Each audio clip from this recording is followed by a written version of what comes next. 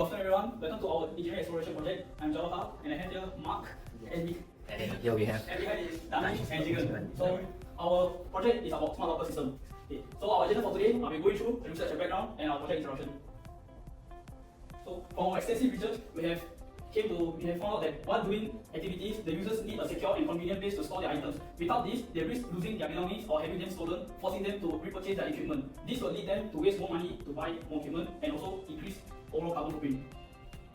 So this leads to our driving question, which is how might we store sports equipment more conveniently for athletes and sports enthusiasts in a way that reduces carbon footprint. Now we'll move on to the research section. Moving on to the research section, our survey highlights how consumer behavior impacts the carbon footprint. So as you can see from the survey charts right now, one of the questions we asked was actually, would you purchase another equipment if you were to use it?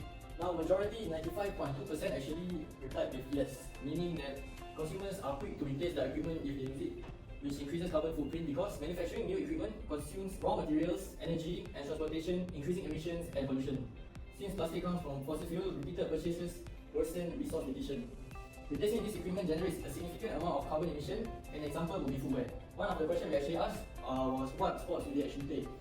Most of our respondents actually chose sports that required their own footwear, like soccer, running or jogging. So if these people lose their items and do repurchase them, the factories will then have to make more of them because of this demand, thus increasing carbon footprint. Now Singapore is also focusing on sustainability through energy efficiency and waste reduction, which ties into our problem of increased carbon footprints from the demand. So next we'll move on to research. So this research will be more towards individuals actually participating in this activity or doing sport and then smart lockers itself. So as you can see from the first one, like the proportion of residents engaging in sufficient total physical activity actually increased in 2023 by about 4%, you can see from here. And then in that 78 or 79%, right, 83 of physically active HDB residents and 60% of residents who live in private condominiums actually use like public sports facilities or public space. So they actually use quite a few of these like places to actually do their exercises. So they don't have to at home and they actually use places. And thirdly, for smart locks, right, the market size of smart locks in 2024 is $2.9 billion USD to 2024 and they're actually expected to grow. So there's growing demand for smart locker. And lastly, the range of price of a smart lock system is actually less than 3K and could range to more than 12K. So next we'll be moving on to the survey results. So as you can see here, we actually conducted a survey asking individuals if they actually play sports and then would they be interested in actually using a smart locker system. So you can see here, we get around 51 responses. And then you can see from the graph here, same majority of them actually teenagers and like youth and in general it's all in the youth category. And then we asked them if they play any sports and then yeah, we got a wide variety up. So a lot of them actually play like sports that include balls or sort of like sticks like that, or a lot of them like my teammate previously mentioned require footwear, and then a lot of them actually require external equipment, not only just themselves. So yes. And then after that we asked them if they were interested in using a smart locker system. And then 82.4% of them actually would be interested, saying that yeah, they prefer the smart system over the old-fashioned method. And then we asked them how many times they would use it, and sort of a lot of them actually would use it around once a week basis, around there. And then some sections will actually use it 2 to 3 times a week, and then maybe some of them actually use like 4 to 5 times a week. So this coming to our project introduction. Our solution is a smart locker system which allows users to use lockers using a first come first serve basis. The lockers can be opened and locked by the same RFID card, making it convenient. So this is our overall block diagram. For our overall block diagram, we have using RFID sensor and DRS sensor. These both sensors are connected to PI hub. And PI hub and 3 buttons will connect to an M5Stack. And our output is a servo motor. For the real-time monitoring, M5Stack will processing and send the data to the tin speed. Next, I will introduce about the design implementation. This hardware setup consists of an M5Stack core module connected to multiple sensors, a servo motor, and a button module for debugging and calibration. The RFID sensor is connected to PA hub port 0, or the TOF sensor is connected to PA hub port 1. The servo motor is connected to port C of the M5Stack for control movement. Additionally, a button module is included to assist with debugging, calibration, and exiting the debug mode, making it easier to test and fine-tune the system.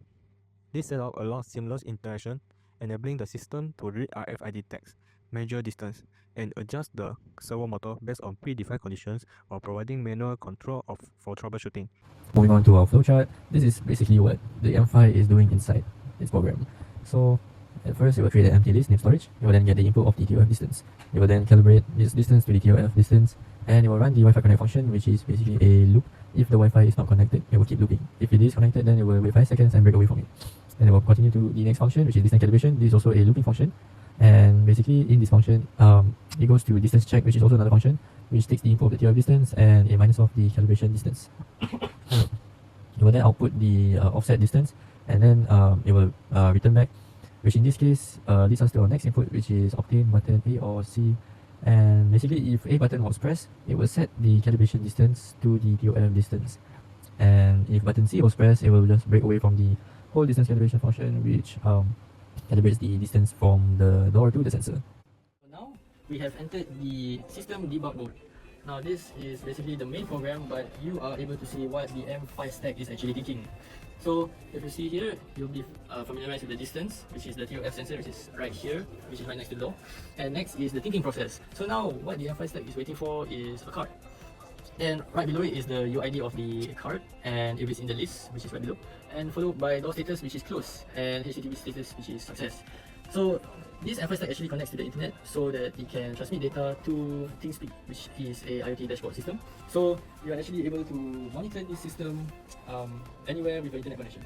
So I'll demo this system debug for you guys. So all you have to do is just take a RFID card and just step it in. So as you can see, it says that, oh, the door is open right here, and the card is actually not in the list. And now it's doing the door checker system. And when it's in this mode, all it would do is flash, keep flashing red until you close the door. And as you can see, the door status is actually open and HTTP status is successful, meaning that the data was successfully transmitted into ThinkSpeak. Okay, so now I'm going to demo closing the door, and if you pay attention to the M5Stack, you can see what happens on the screen. As you can see, now door status closed, and you see the distance -1, and HTTP is still successful. So now it's still waiting for the card. And if I try again with the same card, it will say that it's in the list, and it will open the door, and everything else is successful, everything is working fine. And now it will run the door checking program, which will keep the wait until it closes.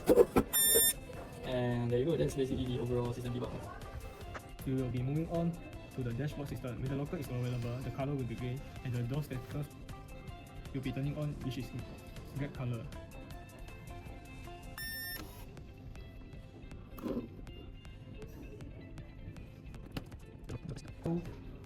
When the card is pressed and detected, the locker door will be open, the availability will turn off, signaling that someone is using the locker, and the door status will be turning off.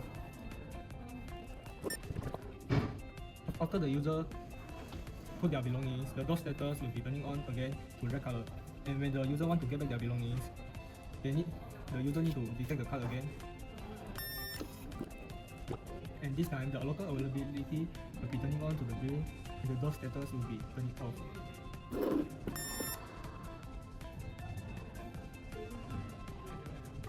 After the user take their belongings and close the door status will be turning on to red color again, and the locker availability to remind the locker is available.